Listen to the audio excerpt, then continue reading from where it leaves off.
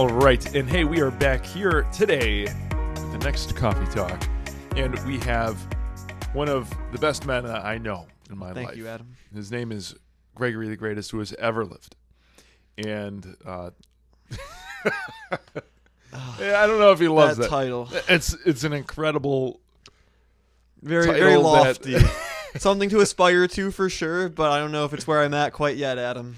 Well, aren't we all in pursuit of the greatness of our Lord? We are. You know, and what better place for you to really grow in that than at St. Gregory the Great? That's true. Mm. Yeah, there's no better There's place. something to it. There's something to it.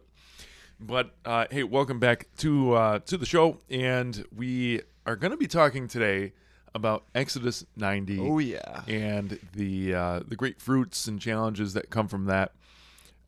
So we're super pumped to have you along for the ride today. So grab something to drink. Actually, normally I'm drinking coffee, but today I'm drinking water because I have had too much coffee, and I'm just tapped out. I also got water, and I think the last time I was on with you, you had water. So, guess it must just be me. Yeah. Oh, I'm gonna have to pick up my pace here on my coffees. But I got my water bottle with my Exodus 90 sticker. Cold Yes. showers and holy hours. Cold showers and holy hours. That's what it's about. Oh, yeah. That's what we're going to be talking about today. And I'm actually really excited about this conversation because this is the 6th year that we have done Exodus 90 through this ministry. And it has been a blessing and a challenge as well. But Greg is our captain here for the 2nd year in a row. Oh, yeah. To be able to lead the guys through the rigors of Exodus 90. So, hey, thanks for doing that.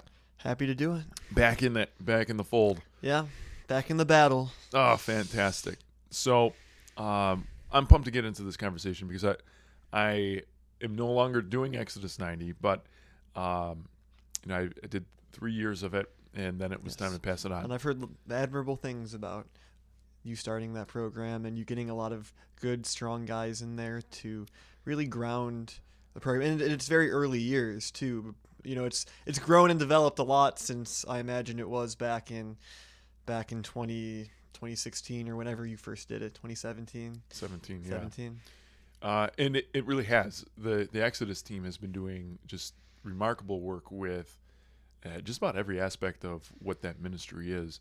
Not only is their content really good, but just their level of organization on spreading it across the U.S. and it's in other countries too. So yeah, it's hard nowadays to go on to any part of the Catholic ethos of the internet without coming across Exodus 90 in some way. Like a lot of the big content creators like Matt Fradd at Pints with Aquinas and a lot of other good, strong Catholic content creators and websites, blogs are very high on Exodus 90 as a program. So when I first jumped onto this, I was hungry for something like a good challenge in my spiritual journey. And I was kind of scratching around at a couple of things, and there was a couple other programs out there that was challenge based. But they were short term, it was like a month or maybe just 6 weeks, something like that. And I didn't love anything that I was coming across. Nothing was ringing the bell. And Richard Patty at the time, he was our high school youth minister. What a guy. My confirmation sponsor. What a guy. Shout out to Richard Patty. Actually, I'm going to be seeing his dad next week. Oh, He's that's pretty cool. Fixing up my car. Oh, yeah. What a guy. So, hey, shout out to the Patties. Merry Christmas. But the conversation that I was having with him, I was like, yeah, I'm kind of hungry for this. And he's like, oh, did you check out Exodus 90? I was like, honestly, I haven't heard of that. So looked it up, and I instantly knew this was a rigorous challenge that I think my soul was up to, because it was hungry for something, and I couldn't put my finger on it, and I figured I'd know it when I'd see it, and then as soon as I saw it, I'm like, that's it. And that was the first one that we had here, and we had a great group of guys going through that first time, and it was just a powerful experience to go through. And especially for me, because I was a new husband and a new father, or I was becoming a father. I think we were pregnant at the time, so I don't think Izzy was even born yet. Wow. I was still in middle school back then. when you first did it. Are So. you serious? I'm serious. Yeah, I remember back then you were like, "This will be you in a few years," and here we are. Now. Yes. Oh my gosh. Yeah, those were the days. Oh, Sorry for making you feel old. Boy, nothing makes you feel more old than learning that the thing you did 6 years ago. You know, but that does just. Amen. You know, amen. Yeah. Praise God for that. Well, hey, I'm glad that you're just in the game that long to stay here in the ministry and kind of rise up as a leader. Now you're taking the reins of Exodus 90, of something that I was just really happy to be a part of and help kind of start up here. And so it's had legs every year. We've had a different run since then. I got the first 3 years underway, and then we passed it off to. I think it was Father Paul, right? Was next. Was it Michael Seigan? I thought it was Father Paul and then Michael Seigan. Oh, that might be right. And then I did it last year and now this year as well. Yeah, that seems. Because I know when Andy Erdman did it, he did it with Father Paul as his leader. Oh, interesting. Yeah, maybe it wasn't Mike then. Well, maybe I'm getting my years mixed up. I don't know. Was this our 7th year? Maybe this might be our 7th. Oh gosh. Wow. Okay. Well, that's amazing. Okay. 7 years, guys. We're just kind of making this stuff up as we go. Well, it makes sense if you started in 2017 was the first year and it's 2024. Yeah, I guess that would make sense. Yeah. Okay. Wow. All right. Well, anyways, Exodus 90. Let's talk about what it is, right? Because for somebody who doesn't know what this is, they're listening to this and they're like, get on with it already. What does it mean? That's fair, yes. So Exodus 90 is a 90-day retreat, essentially. That's a good way to put it. You can also maybe even call it like a rigorous Bible study, but retreat's probably better. I like retreat, yeah. So you've got 90 days, just a quarter of your year, that you are instituting new habits, both on your spiritual side, in your discipline, which really is in the ascetic type of a lifestyle. And you're also removing things out of your life that just don't need to be there. The 21st century challenges that take up your time, take up your spiritual life, take up your imagination. So you remove that stuff out of there. And it's built specifically for men, right? There's a heart of man really built into this, and you go through the book of Exodus in a very thorough way with reflections every day. It's a different part of the book, a different reading as you progress through it and you journey through that desert with the Israelites. So maybe you can kind of jump in from there on what some of this looks like and what some of those are. Yeah, so Exodus 90 is primarily organized around 3 pillars. You have your prayer, your asceticism, and your fraternity. And all 3 of them are equally important because they're all helping you grow in different ways, but all towards building up a greater heart, a greater idea of masculinity in a culture that often kind of neglects that and kind of pushes it under the rug. It's about building up self-denial through asceticism and turning yourself more towards God through the prayer and towards each other through the fraternity. So should I just go through some of the disciplines, kind of talk about them? Yeah, let's go. So prayer, the first pillar, and I would argue if I were to pick one that was most important, it would be the prayer. And you take on a holy hour every day. That's a huge part of the core of Exodus 90. And now that it can be a challenge, right? Because we're all very busy, but ideally with some of the disciplines that you're abstaining from, or the disciplines that are causing you to abstain from things, you're getting a little bit more time to focus on prayer, getting in that holy hour, 1 full hour of contemplative prayer every day. And you can usually do the daily reflection that Adam was talking about as part of that. And we're all busy people. the ideal is an hour. The discipline says an hour. You should be shooting for an hour as much as possible, as many days as you can. And on days that you can't, at least 20 minutes. But don't. I think sometimes with exceptions like that, we can often kind of reduce it to that or kind of rest on that, when in reality we should be striving for and shooting for the full hour every day. And that, you might already be looking at that and like, oh man, there's no way I can do that. That's insane. Praying for an hour every day. Well, first, St. Paul says to pray without ceasing. So we should ideally be trying to turn everything we do into prayer. And the best way to really do that and to start that is by developing a foundation of a habit of prayer every day. And so that's, I would say, the heart of Exodus 90 is in that holy hour and in the daily reflections as we kind of contemplate the Israelites. One of the main taglines that are in like the ads for Exodus 90 this year is break free from your pharaohs. And we're referring to those metaphorical pharaohs that enslave us, that keep us trapped and constricted. And so just like the Israelites are breaking free from their more literal pharaohs, we're breaking free from those things that control our time, control our mind, control our imagination, and focus more on God. So some of those things that we're called to abstain from during Exodus 90 are, you're not supposed to watch TV or televised sports. You're abstaining from unnecessary phone use, unnecessary computer use, soda, sweet drinks, sweet foods, like anything sugary like desserts. You are giving up on those things and also a lot more. I don't know all of them off the top of my head. But once you start living the lifestyle of Exodus 90, it becomes pretty natural to follow all of them.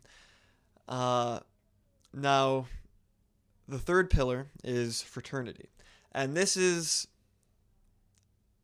almost like if prayer is the heart of Exodus 90, then fraternity is almost like the skin, the bones, the skeletal structure that is keeping you alive and protecting that heart of prayer and that heart of turning yourself more towards Christ. Because without having that fraternity, it's so easy just to fall back into your old habits, right? Like if we were just to, dig ourselves into Exodus 90 and say, like, I'm going to do all of these disciplines and I'm going to take on this prayer, without something like a fraternity to keep us accountable, I just know I wouldn't be able to do it on my own. And that's why we have the fraternity. It's a group that boosts itself up, and you're working together towards these goals, and you're all struggling with different things, and together you can overcome them. And I think that's why Exodus 90 is so powerful, right? If you didn't have any one of those three pillars, you wouldn't be doing Exodus 90. Exodus 90 is a very unique experience. And now I realized when we were talking about disciplines, I kind of neglected one big one that is it's a pretty big fear for a lot of people going into Exodus 90, and that's, as we said, the cold showers. Right here, cold showers and holy hours. And so you might be questioning, like, okay, I understand, like maybe I spend a little too much time on my phone. Maybe, sweets are a little unhealthy, so I get it, pushing them away for 90 days, not bad. But why the cold showers? And that's a very good question. And so with a lot of the disciplines, we're giving up on things for the sake of you can find an almost like very tangible, substantial, very clear benefit from them. Like giving up on sweets, you become a healthier person. Giving up on, unnecessary phone use, you can be more attentive and more present to your friends and family. But cold showers, it's like you're giving up on something, a hot shower, which is good and which is comfortable. This, I would argue, is the thing that you are doing for the sake of itself. you're giving up something for the sake of giving up something and renouncing something good. And some will argue that there are health benefits to it as well. But the crux of the cold shower is you're giving up something for the sake of giving something up, which, is important because in our life, we're going to be called to make sacrifices that we don't need to make, but we should make. Like, that's what following any of Christ's laws can often feel like. Any of God's laws, it's like we're sacrificing for the sake of something that we often can't really see in the moment as a good, if that makes sense. Yeah, no, I think you're right with that.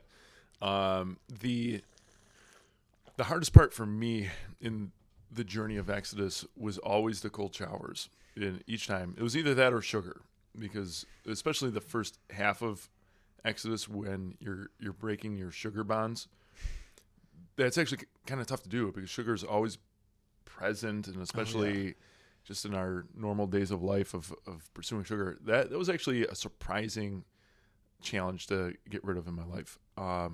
But then once you break that addiction from it, like your natural bond to the sugar weans off, then it's much easier to say no to it. But when you're craving sugar, you're like, oh man, yeah, it's rough. I should really.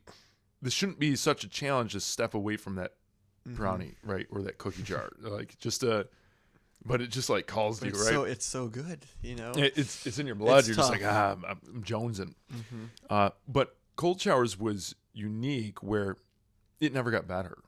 It never got easier. It never was like you just got to get through a month of it, and then it's never. Yeah, I remember usually I turn on the cold water and then I just stood outside the shower for like 4 minutes maybe before I finally got in, and like it's rough. Yeah, Yeah. It's not easy, and that's the point. Is that it's not easy. Yeah. There's other things in your life that you can say is like, well, it's easy enough to do. Easy enough, right? You can mentally get yourself into a place where it's just easier to do. Unless you're Michael Sagan, then he's just he's a madman. He's like, cold showers, no big deal. Yeah. I was eating those things up. But the health benefits are certainly there. There's a lot of science behind that.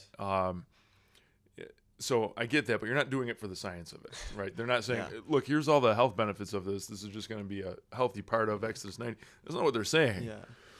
It's important to be able to step away from that comfortable zone in our life and step into something that's difficult, because that has so many legs in the midst of your life of getting outside of your comfort. One of my favorite and actually most motivating quotes from any pope has been from Pope Benedict XVI, when he said, "The world offers you comfort, but you're not made for comfort, you're made for greatness." And that was something set on me as a young man, a young 20-something, that really sat on me ever since then. Like, it really challenged me in ways of like, boy, I need to get outside of my comfort zones and pursue what it is that he's asking me to do. Like that, I think that's what got me into ministry. I think that's what fuels a lot of the things in my life, especially with vocation and certainly other things. But when it comes to like the cold shower aspect, it's not easy, especially Buffalo cold shower. Oh yeah. Those pipes in January. Yeah. It's not easy, right? It's actually painful. It hurts, and there's no adjusting to it, with the exception of your mentality. And you bring your spiritual life into that. You take a prayer in with that, and you say, all right, Lord, I'm offering this up. Either on behalf of something, or you're saying, Lord, I'm doing this for you. So I'm fasting from hot water, and this one's for you, right? So you go in there, and it plays all sorts of mental games with you, and you try to do the rigmarole of like, all right, I'm going to just get a little wet and then hop out, soap up, hop in, and I'm out, right? There's been times where I did that, and then there's times when I'm like, all right, I'm just going to sit and I'm going to absorb it, right? Yeah. And you just...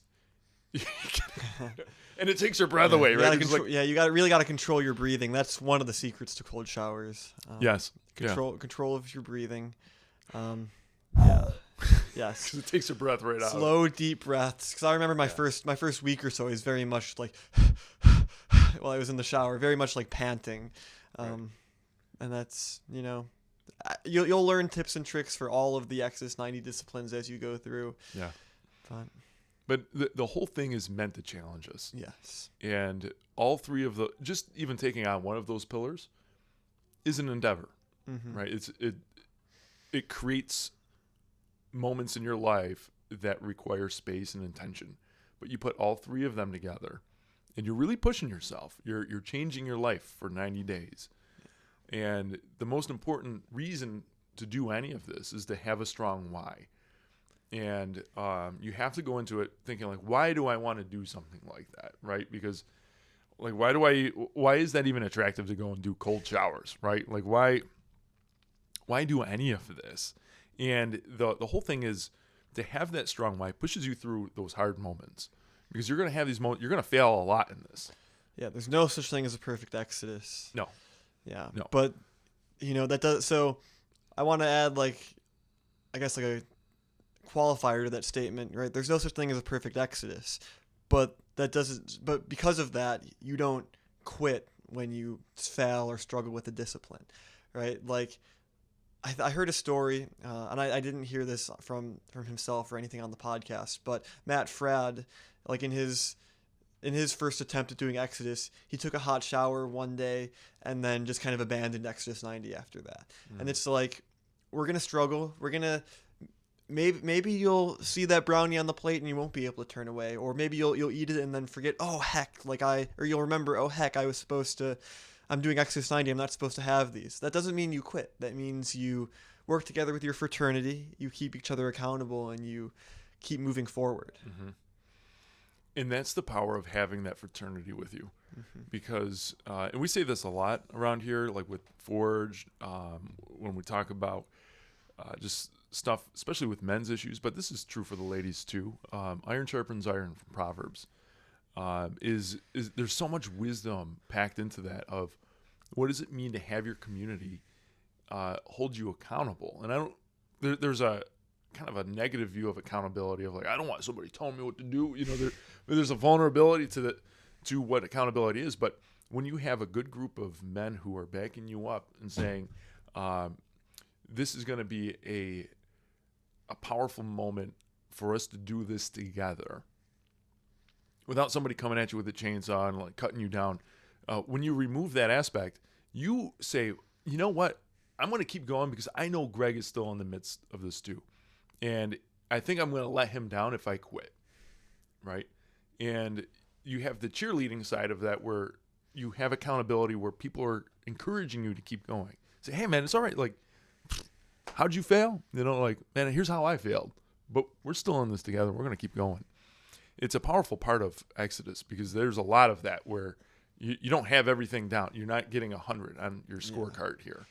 I mean, you can, but it's nearly impossible. It's something to strive for, but it's nearly impossible. No one in my fraternity last year did it. And I guarantee, like, 99% of the people who do Exodus 90 are not going to have that perfect Exodus. Yeah.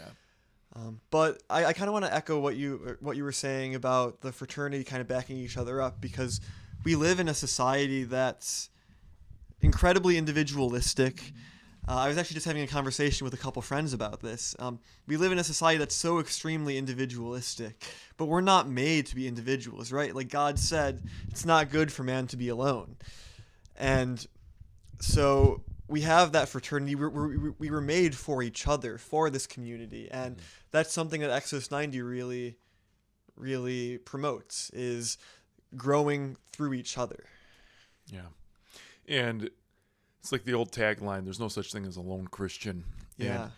And it's so true, because even just looking at what Jesus did when he came here and established his communities, he didn't say, all right, I'm going to send you off one by one to be slaughtered, right? He didn't do that, right? I'm going to send you off to just go make an impact, right? Go, because it's on you, right? Yeah. He didn't do that. He sent them off 2 by 2 as the apostles in his ministry, and they went off and they started communities themselves. And that was the thing that he left behind before the New Testament was even written. That was the thing that he wanted to establish, was the communities. And through those communities, you had the writings of certainly the gospel writers, and you have Paul, who was out there, and then you had those writings really fueling the communities and growing those. He wanted us to be together. And when you have, especially for men, because it's lonely being a man sometimes, because you can have your friends, and you're never getting to the heart of the conversation. You're not actually opening yourselves up. You're talking about the things that are just, I don't say frivolous, but you're not getting into the meat and potatoes. And sometimes that happens in your friend group, where you're just not talking about the things that really spur your heart, or really where your growth is being called. And you just kind of stay there.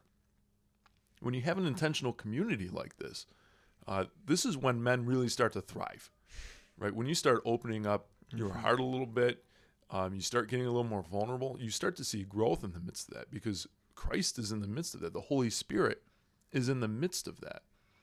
And of course, you put that steeped in prayer, right? The fraternal side, you have the ascetic side, but then you have all of this steeping in that prayer. And now you're starting to do something with great purpose, because it's not just an exercise, but it's a call to action to grow closer to our God, who wants that relationship with us. And he's showing us an incredible way of how he did that with the Israelites.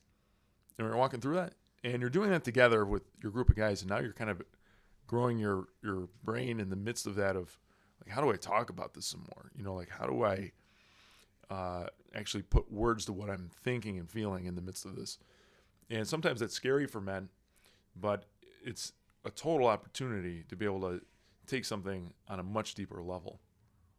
Some of the greatest saints and philosophers, reach deep into these types of areas. And this is a great way to be able to put yourself in that place of saying, all right, Lord, I think you're asking me to do something beyond normal life right now.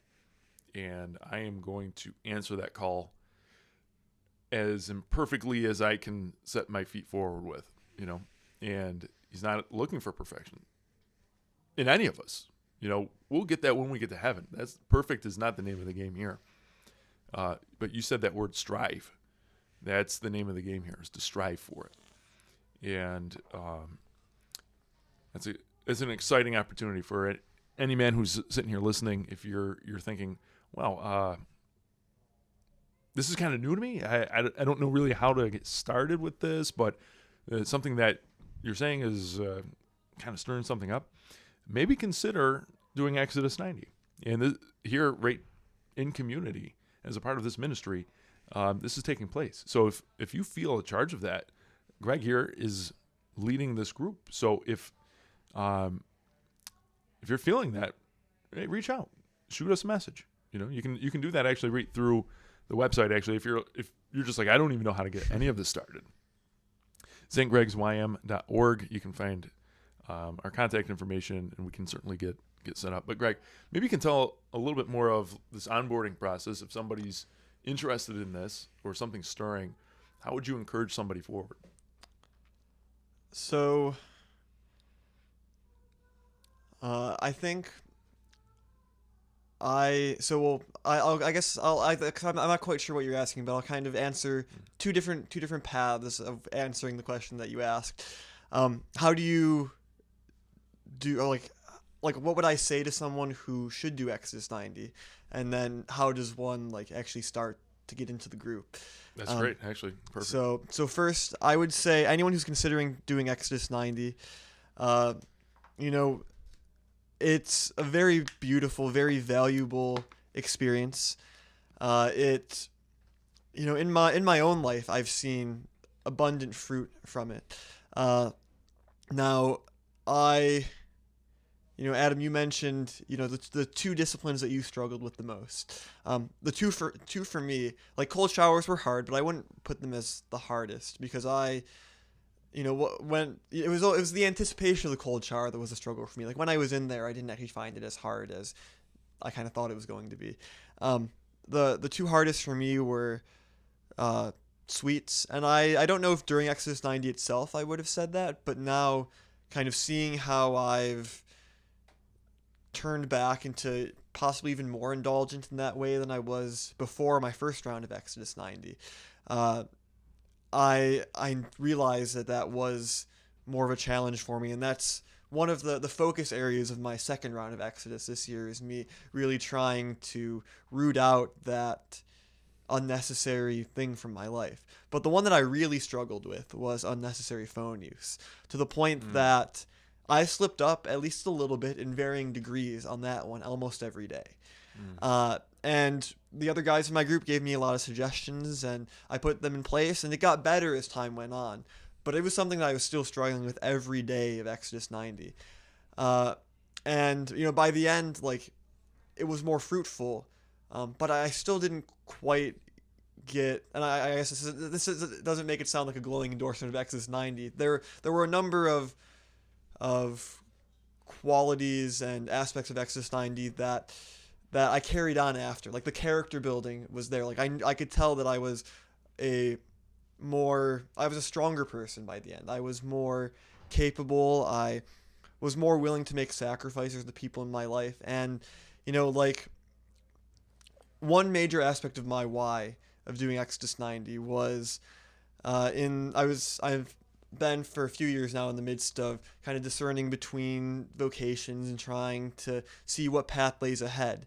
And I kind of came to the realization that I was really called to grow, not towards at that time any vocation in particular, but just to kind of step back and develop myself and cultivate myself in greater ways for whatever my calling ends up being, whether it's to married life, to the priesthood, so that I could adequately serve my future family or my future parish, whatever I am called to. Because I no matter what vocation you find your way to, like, there's major sacrifices you need to make of your time, your talent, your treasure, and my Exodus 90 experience made me more willing to make those sacrifices. But like I said, I do still struggle with some of those things. Like, I would still say, like, I spend, now that Exodus is over, like a few hours on my phone a day, much more than I should be, just kind of scrolling through and doing random things that are kind of pulling me down, because there's a lot of negativity that you can find online, and there's a lot of just, I mean, like, emotional negativity, but also moral negativity as well. Like, you can almost call it like depravity, in terms of like some of the things that you can just stumble upon on social media that might allude to sinful things, even though like so a bit of an aside here that's related. One of the guys in my group last year, I'm not going to give his name. He's pretty open about this though, and he was struggling with pornography and masturbation, as a lot of young men often struggle with, and as I have struggled with in the past myself. And he mentioned that Exodus 90 was a way for him to escape from that. So put it like unnecessary phone use. Putting down that phone gives you that escape from these sorts of things, these great sources of negativity, moral depravity, and these things that can lead you to sin, because the internet is so good at doing that, at leading you to sin in a lot of different ways. And so there's a lot of fruit there, and there's just so much fruit that I can't even describe fully. Like, one of the things I've kept up after Exodus is I try to still do a holy hour every day, or at least 20 minutes. Towards the end of a semester of college, it's generally closer to the 20 minutes. And some days I completely messed up and missed it. But, that was a major fruit in my life from Exodus 90, was me realizing how important prayer was and how much spending the time in prayer changed me. So I guess that would be the biggest thing that I would use to encourage someone to do Exodus 90, to encourage all of you who may be watching to consider just the fruitfulness that can be brought into your life from Exodus 90, the things that you're struggling with right now, that Exodus 90 will give you the foundation to escape from, and that your fraternity will help you escape from. Because I remember that, a lot of the guys in my group this past year, they brought up in our meetings that they struggled with some of these working with some of these disciplines and with some of the like more sinful things that I was just referring to before, and we helped them through. We were like, okay, here's some suggestions, here's some tips. We gave each other encouragement. We were praying for each other, because prayer is the most powerful thing that you can do for another person. So that's how I would encourage you to do Exodus 90. How you actually get started? Well, for one, you can contact us at St. Greg's Youth Ministry through the website, as Adam said before. It would be ideal for you to tell us, for this year specifically, by like December 26th or 27th, somewhere around there, so we have adequate time to prepare and get the group together, because Exodus 90 starts January 1st. It's 90 days, leads right up to Easter, which is March 31st. So it's that first full 3 months of the year, and it's coming up very quickly. So we want to get the group together as soon as possible. And so let us know. You're going to need to go on to the Exodus 90 website, the Exodus 90 app. Well, actually, there's two options. One is to go through the Exodus 90 website and app and sign up. And it's going to be, if you do a month, there's a subscription. So it's about $30 for 3 months, I believe, is what it roughly comes out to. Or you can do like an annual subscription or something like that, because Exodus 90 as a company puts out a lot of great content that can help you at any time of the year, like reflections on readings, and they have other programs their flagship is this at 90-day Exodus 90 experience that leads up to Easter, but they have other programs as well. Like they have St. Michael's Lent in the early fall, and they have an Advent program as well. So it might not be bad to keep up with the subscription for longer. And so it will cost you a little bit of money, but for the fruits, it's definitely worth it. The other route, and I know we have a guy this year who I was talking to. He's a little more old school, he told me, and he actually bought the book. So there's a book you can buy as well through the website, through the store. I'm not sure if the reflections that you'll be reading will be the exact same as the ones that will be on the app. No, they won't. But it will still be fruitful if that's what you would prefer. Like I said, we have a guy this year who did buy the book. So they're not going to be the exact same, but you'll still be doing the same program, and it will still follow the same narrative. So, that's how you get into like Exodus 90 as the program, as kind of like the company or institution as a whole. And, like I said, reach out to us through St. Greg's Youth Ministry, and we'll get you all squared away. This year, we might do 2 groups. We're kind of working on that, because we have a lot of people who have expressed interest already. So we might do kind of split up into like an older guys group and a younger guys group or something like that. So, just let us know, and we'll get everything squared away.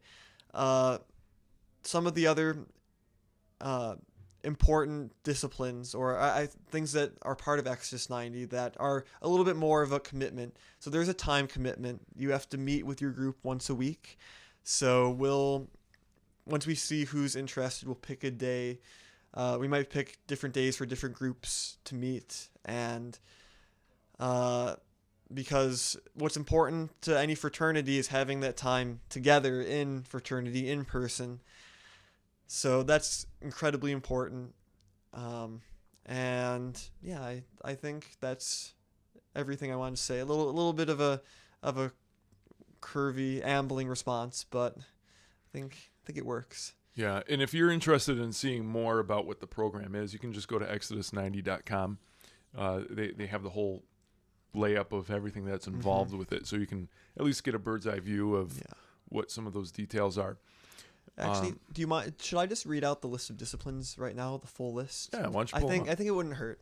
I got a couple things to say about what you were talking about with that prayer, and especially with some of the issues that men struggle with. It's good in the midst of all of this with the disciplines and the prayer to be able to start to teach yourself that you can deny things in your life, right? That you can say, no, I don't actually want that in my life. And so I'm going to say no to this so I can say yes to something greater. And I think that's one of the powerful things about, especially the cold showers, right? I'm going to say no through this difficult thing, right? That I could easily just say yes to. You could just easily give up in that moment and just crank up the heat and just throw in the towel, right? You could do that. But you start training yourself in something difficult where you're starting to build the discipline to say no, right? I'm going to say no in the midst of this. I'm going to say no to the sweets. I'm going to say no to my phone. And you take that discipline with you past Exodus 90. And so That's the goal. That's the goal, right? And what's powerful in the neuroscience of this is it takes 90 days to break and set new habits. And that's kind of the crux of this, is that you're setting new habits. And every man's going to struggle with something different, but some of these topics are kind of broad, right? That especially when you talk about porn and the itchy, the scroll, you break that habit, and there's going to be some change spiritually to that. And so it's not just good enough to just pray your way through it, but the fasting part is something that is a very powerful prayer that we're unfamiliar with in today's society, of fasting as prayer. And during Lent, you pick something and, you give up something for Lent, right? In Exodus, you are fasting from food on Wednesdays and Fridays. The whole thing, you're not eating in between meals, so you're not snacking. And so you get rid of that, like, well, I just kind of need a like, I'm just going to give in to my hunger. I'm going to just snack something. But on Wednesdays and Fridays are very intentional fast days. And so you have one normal meal that you can place wherever you want. And then you have two smaller meals that, when put together, don't equal one big meal. So you get used to feeling hungry. And especially in those first weeks, it's really rough. You can really feel it. Yeah, you do. And but it's a prayer. And in Scripture, Jesus tells us that there's only certain things that can be beat by fasting, right? That it's not just, hey, I'm just going to go and pray about it. Because sometimes you really have to put yourself on the line, and fasting does that. It creates a hunger in you that you start to get used to the fact, like, I feel what it means to be hungry, and I'm going to give that up. And it's a powerful part of our faith that we don't take advantage of so much in today's society. But one of the fruits post-Exodus for me is I will frequently come back into doing seasons of fasting, where I will fast in between meals, and I'll take Wednesdays and Fridays just as fast days, just so I get back into that motion of prayer. That was a big fruit for me. But maybe you can, if you got that up. Yes, I do. Yeah. Yeah. Let's I'll read through the full list. There's a lot here. There's some that I haven't brought up yet, but they'll all bear some sort of fruit. So there's you have to read a reading and reflection every day. That's something we already mentioned. You're reading through the book of Exodus. At the end, you get a little bit of Leviticus, Numbers, and Deuteronomy too in the last few days, but it's mostly the book of Exodus. You read it in its entirety, and that, you're journeying with the Israelites. Make a holy hour each day, and we kind of already talked about that. You're striving for that prayer. So between the reading and the holy hour, that's like the heart of Exodus 90. So this one's new this year. They didn't have this last year. Make a morning offering. So as soon as you wake up, pray. Spend just a moment, whatever that means to you, in prayer, by offering the day to God and asking for His blessing on all that you do. So that's a great way to start the day. Make a nightly examine. So at the end of the day, go back, reflect on what you've done, where you need God's grace, and think of the blessings that God provided for you during the day. Get enough sleep, so at least 7 hours. If you have a family, that can be a little tough, especially with you're in newborn mode right now. So that was actually something that was pretty tough, because for certainly 2 of those years we had babies, and that one was just something that was kind of out of reach. But yes, it does specify family responsibilities come first. So caring for others is incredibly important, and your vocation comes first. So of course, get as much as you can, but if your crying newborn wakes you up at 3 a.m., you got to take care of the baby. There's definitely times when I pulled the vocation card. I'll be like, Yeah. guys, hey, listen, my wife. It's because it's hard when you have a spouse and you're doing it because they're doing it with you. In essence, I mean, they're not carrying all of them, but they're carrying some of them because, like just movie nights don't happen, right? Yeah. And there was definitely times when Ani was like, Adam, we need a movie night like tonight, and like she's pregnant and like it's the only thing that it's like, okay, guys, it's a vocation night. I'm watching a chick flick, which is probably it's its own discipline. Yes. So, but yeah, vocation's really important, and you have to keep that in mind, especially if you're married and even dating, because whoever you're dating is coming along for the ride in the midst of this too. Yes. Indeed. And but it also frees you up to be able to be more active with them. It forces you to be more creative. You have to be a little more conscious of the time that you're spending with them, and it actually does help. It can deepen your relationship, but by the end of year 3, Ani was like, "You no more. One more. If I can get my brothers, and I have one more left in the tank." Okay. But at some point, Yeah. a happy wife is a happy life. Yes. So all right, keep going. Yes. Take cold showers. We've talked about that one quite a bit now. Mm-hmm. And it does specify this year. So for my friend last year who took fewer showers because of this, it says keeping your normal shower schedule. So, yeah, they're really trying to tighten those loopholes. No loopholes. So, yeah. Avoid unnecessary smartphone use. Avoid unnecessary computer use. Like I said, those ones were tough for me. This year, I'm really going to try and just keep the phone in the other room as much as possible, at least in the first couple of weeks, to really kind of iron that one out. And I think what hurt me was like a week or two in. So every Sunday and solemnity during Exodus 90, you get to drop a discipline for the day. Like you want something that you're giving up, you get to have for that day. And so I got back unnecessary smartphone use within like those first couple weeks, and then after that it was like, oh man, like it was hard for me to give it up again, because that's just what it does. It just sucks you back in. So that was definitely a struggle. So I'm gonna try and stay away from doing that this year. Give up video games. This one is tough on a lot of guys in like my generation who spend a lot of time on video games and can even often rely on video games for socialization and for hanging out with their friends. So this one's a tough one for some of us. But there are certainly other ways that you can find to socialize with your friends, and other things that you can do with your time that will draw you closer to God than, playing Call of Duty or whatever game you play. Give up TV and televised sports. Now, in Buffalo, the televised sports one is often tough. So typically in past years, the groups have conceded to allow for members who are doing Exodus 90 to watch the Bills games, because it's only a few more weeks depending on if they make the playoffs and how long they make it in the playoffs. But who knows if that's what our group will settle on this year.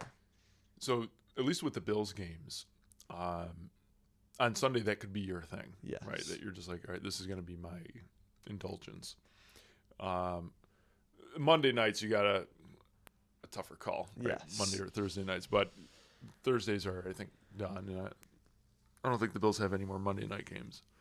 Could be wrong on that, but Super Bowl was always the bigger one. Yeah, and we did give an indulgence for watching the Super Bowl, right? And it's a Sunday, so the additional was like, well, can we have a snack during there?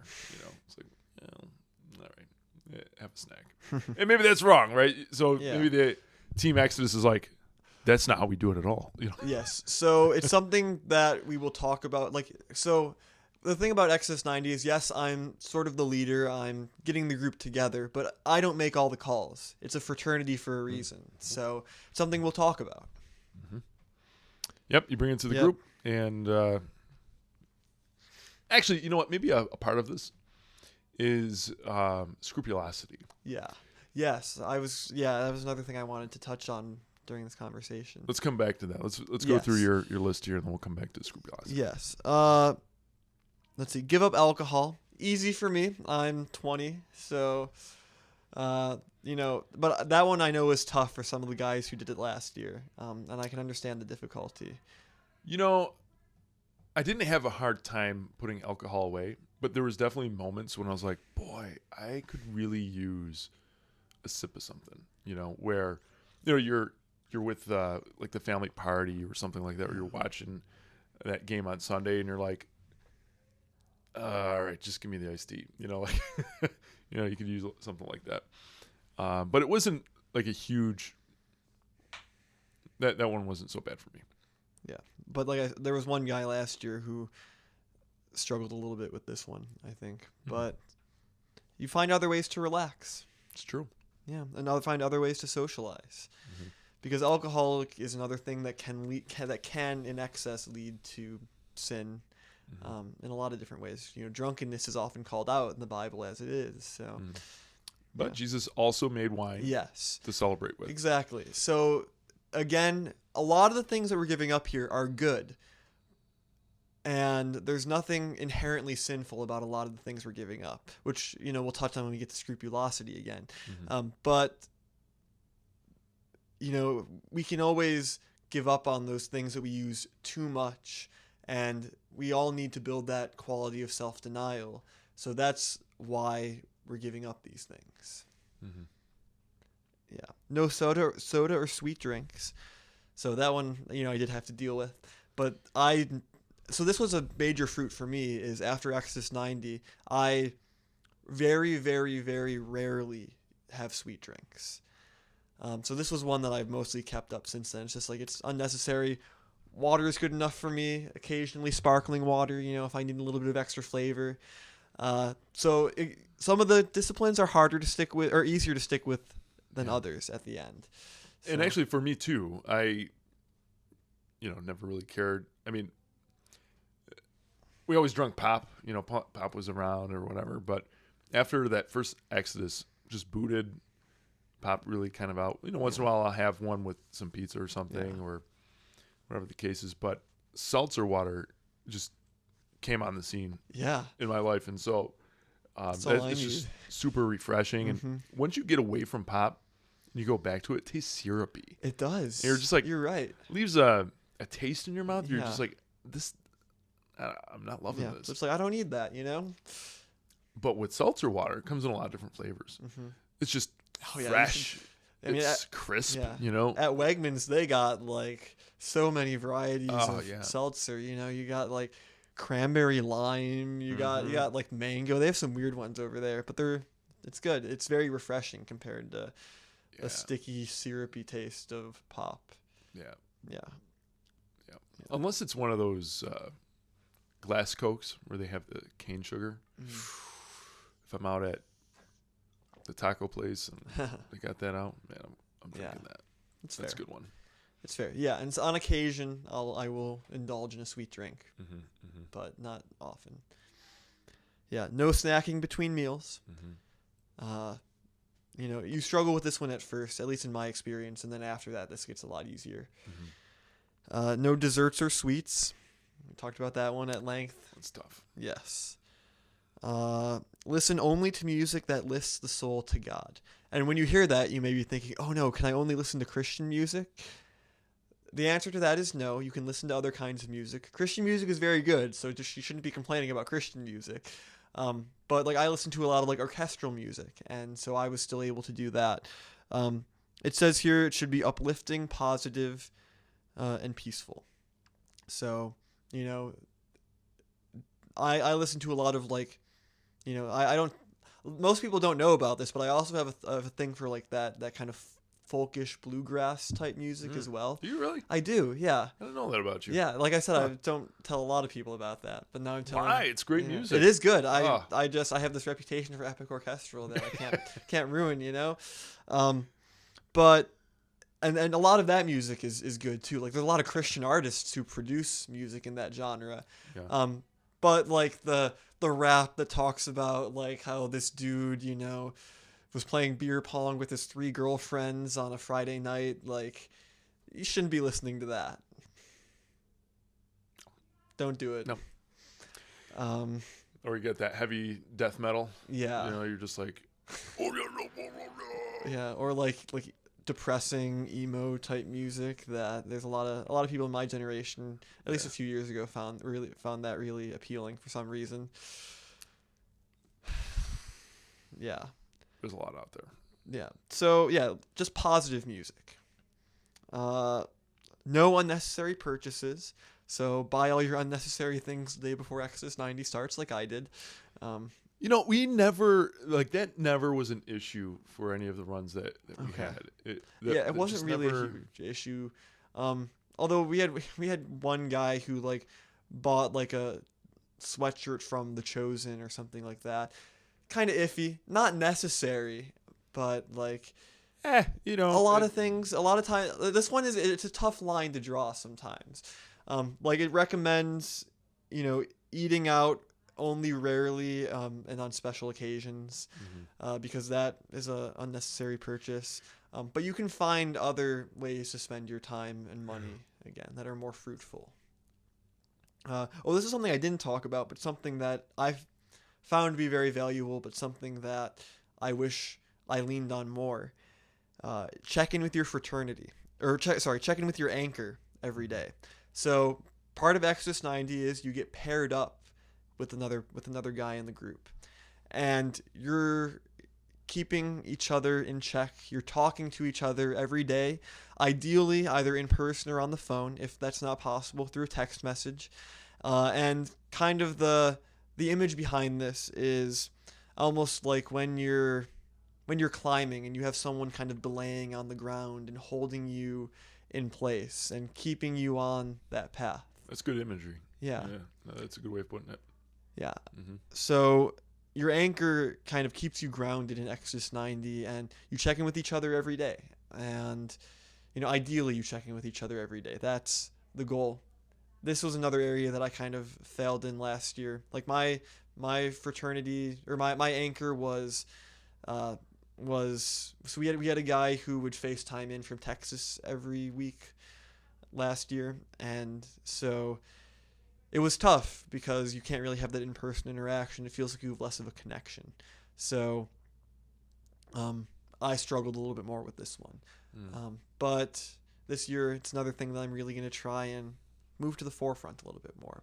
And something that's incredibly important. I know we had one pair last year who talked every day, and they helped each other through their issues, and it was a very fruitful, strengthening experience. So it's important. Weekly fraternity meeting, so meeting with your group once a week. Fasting on Wednesdays and Fridays. Abstaining from meat on Wednesdays and Fridays. Exercise at least 3 times a week. Doing exercise that's rigorous enough to get your heart rate going. And that has changed over time, because when we first started, they actually had a workout book. Okay. That would escalate your exercise regimens. And so when you first started off, you're kind of like, well, this is kind of easy. But then it got harder, you know. So yeah, they do have a workout routine on the app. Oh, do they? But you're not forced to use it. Oh, okay. Yeah. But this could be anything from like taking a long walk, emphasis on long, like, because it needs to be something that's a little bit extra. If you never work out, if you never really work out, then introducing more of a workout routine or taking like a long walk or something like that would be appropriate. But I would say if you already have like a workout routine in place, pushing yourself a little harder in some of those ways would be valuable. So, yeah. And then the last one, really easy, celebrate the Lord's Day. And this is kind of what we were saying before about how on Sundays and solemnities, because we're celebrating Christ, we're celebrating the resurrection every Sunday. We relax one of the disciplines in honor of the resurrection. Mm. So that's the list. Cool. Pretty challenging, but possible and incredible. Let's go back to that scrupulosity. Yes. Maybe we can kind of wrap this up with this. What is scrupulosity? So my definition or my perception of it has always been being too hard on yourself for things that aren't that, I guess, aren't that substantial, I guess. Like, so sometimes as you go through Exodus 90, you may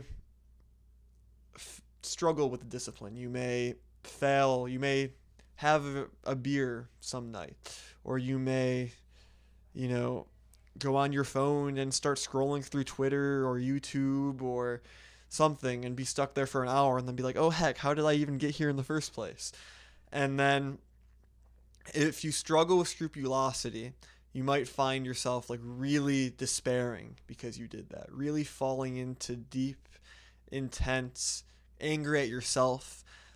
And sometimes like it's really tough almost when you struggle with these to not view a failure of Exodus 90 as like a sin, because it's not a sin. You're not sinning by having a donut by accident, right? But you might think of it like that because you took on this challenge. And if you struggle with scrupulosity and you're overly hard on yourself to that point of despair, Exodus 90 probably isn't for you, at least right now. Or you need to very, and I say this to everyone who's considering doing Exodus, you need to very prudently discern whether or not you're called to Exodus 90. You can't just jump in. I know like we've been kind of cheerleading this whole time for it, and I think it would be beneficial for every man to do it at some point. But you need to very prudently consider and prudently discern whether or not you're called to this, because it's a very radical lifestyle shift. Like I remember, I've known about Exodus 90 for a while, as I said. Like I saw you doing it back when I was in 8th grade, and I kind of knew, I kind of had a feeling I would do it eventually. We at St. Greg's, it's always been like a young adult thing. So you would have the opportunity when you became a young adult.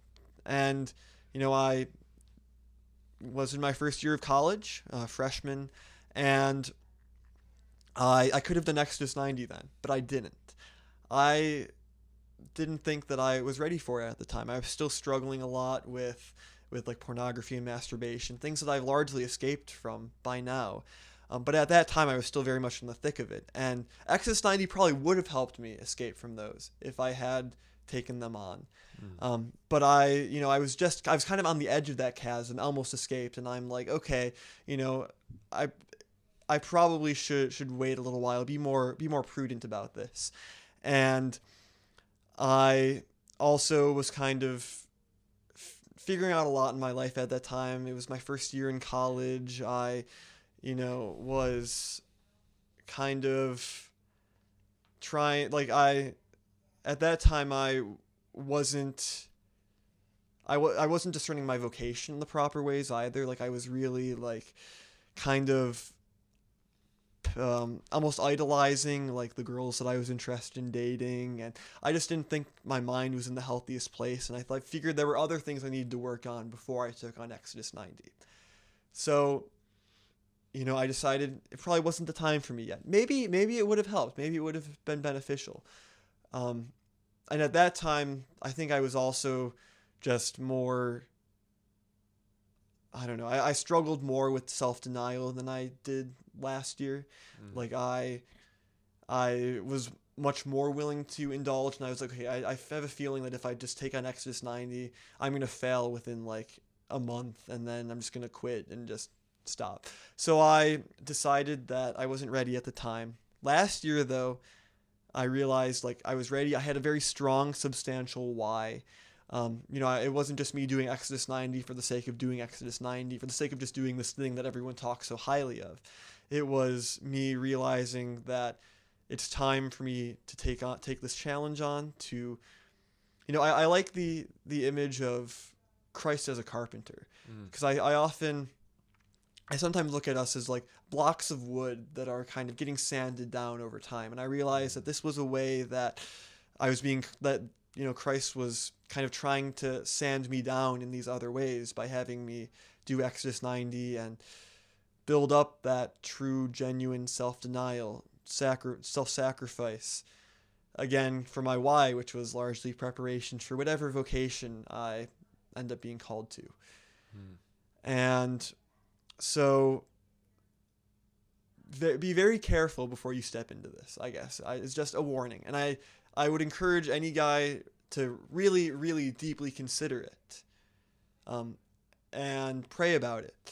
And if you just come to realize, like, it's not for me, I'm not in the state where I'm ready for it, that's okay, right? Like, here at youth ministry, we can often pressure guys to do it a little too much when they might not be ready for it yet. And we can be like, oh, you have to do Exodus 90, it's this great thing, it's helped me so much, you got to check it off that St. Greg's youth ministry checklist of feats. The bingo card, the bingo card, yeah.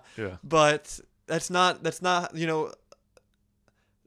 I guess that's almost symptomatic of the way that we so often view our faith in the church, is just like checking the box, like, oh, I just go to mass because that's what God tells me to do, check. And I go to confession at least once a year, check. But there's a greater intentionality that we need behind that. And don't do Exodus 90 for the sake of doing Exodus 90, or just because like we're telling you that you should do it, just because you have a friend who did it and who's encouraging you. Do it for a reason. Do everything with intentionality. Not just Exodus 90, but you should be doing everything in your life with intentionality. Yeah, and I would agree. So if and there's a good side of that too, right? Because you have going back to that healthy accountability when somebody's trying to encourage you into something that is good and true. But there is a line that crosses when it's just too much, or it seems like it's just bandwagony. We always have to get back to the heart of that why, and understand that with anything that we're doing, like Greg was just saying, being intentional with it and making sure that the Lord is actually asking you to do that. And certainly for mass, being part of a community, those are great things to do. Things like this, you want to spend a lot more time just saying, okay, am I doing this for the right reason? And I think everything that you were saying there is spot on. And especially when it comes to scrupulosity, if that's something that you really struggle with, this is going to be a painful venture for you. Yeah. You have to know, like, okay, I failed, I'm going to get back up. Yeah. But also, even when it comes to the disciplines, you don't want to get so absorbed into them where you're way overthinking the discipline. So, like cold showers, for an example, right? You could sit there and say, like, is this cold shower cold enough? Am I spending enough time in the cold shower to make it worth it? Maybe I need to set a 15-minute timer to make sure I'm getting the most cold shower out of this cold shower that I can get. Yeah. So yeah, that's exactly like another way of looking at scrupulosity too. Yeah. Is there sugar in this mashed potato that I'm about to eat? I'm at a restaurant and there was a TV screen with a game on it. Shield my eyes. Yeah. Like if that's where your mind is, if that's where your spirit is, you're going to struggle with this, right? And you could say, my why is to get rid of scrupulosity. I'm going to be more intentional on that. Then you could say, like, okay, then I'm going to focus on what the bounds are for these.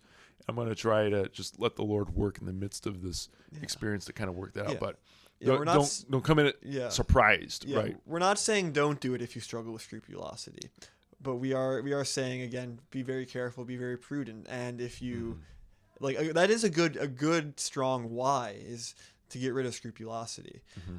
So if that's why you're doing it, then that's great. But be careful.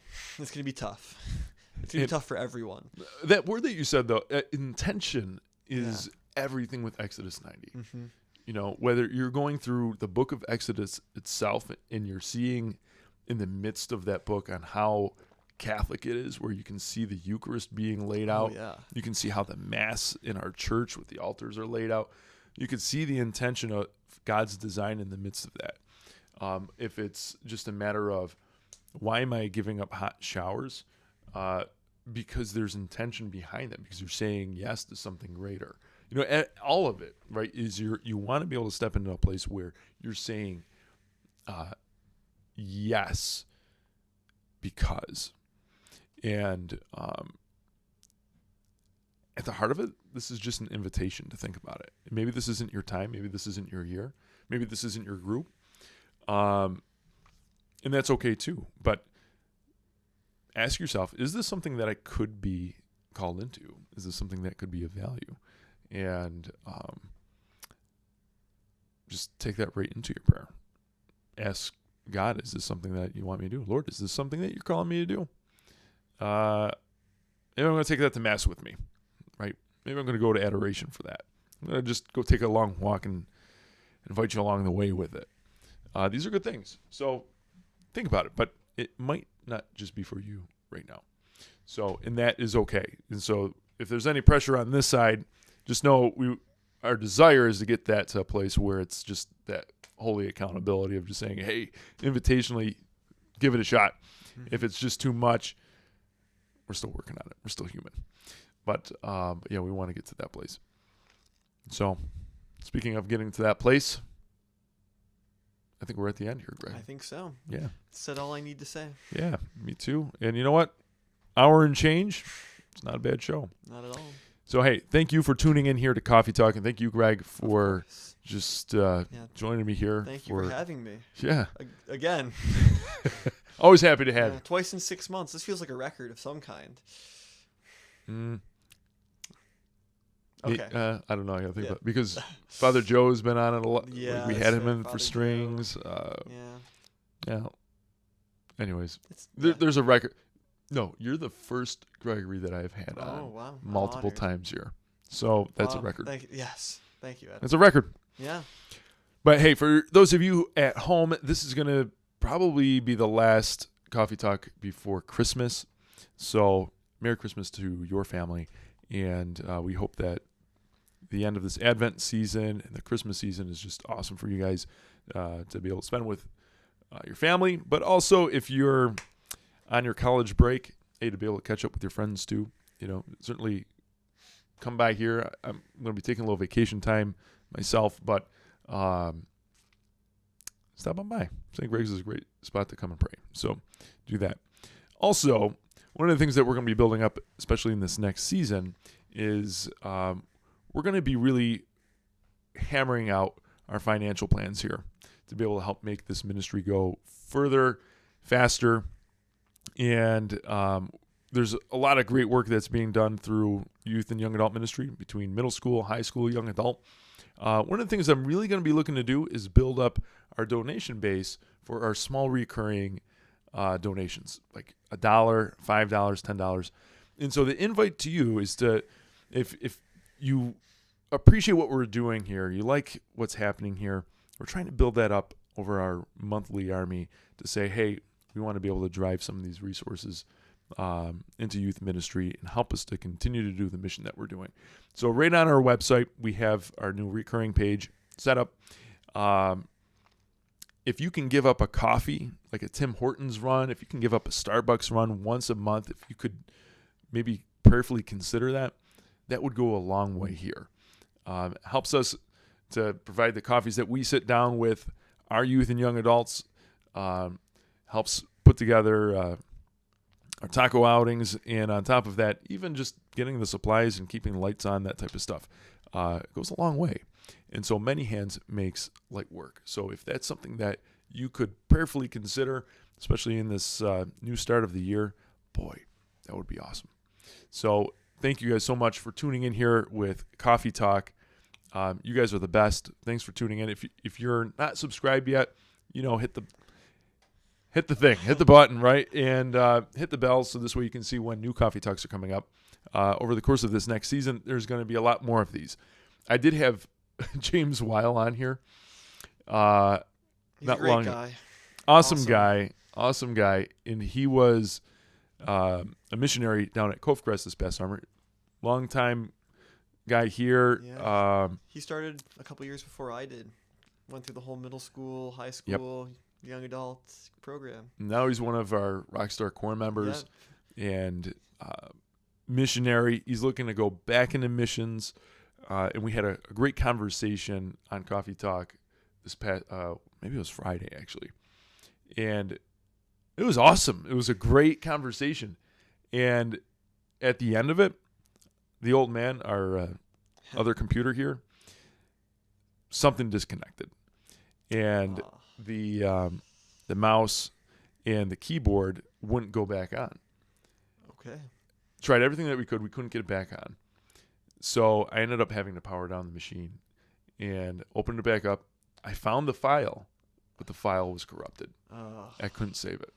So I'm going to have him back on here again. So we're going to talk about Cove Crest and all that kind of stuff. And actually, another one of our guys is back in from Steubenville, and he's also applying to do mission work down with Hidden Lake, Cove Crest. I think he's open to do Hidden Lake, which is pretty cool. So if you guys ever feel like you want to do some missionary work, helping youth reconnect with their faith, Life Teen is a great way of doing that. But if you have a missionary heart to begin with, a lot of great missions, including the Jamaican mission trip. And even if you want to just serve here at the parish, mission happens with youth ministry. And this is something that we're just super eager to do and bring Christ to them. So, guys, thank you for everything that you do. Merry Christmas, and we will see you guys sometime soon. And until then, God bless you. Stay epic. Stay epic.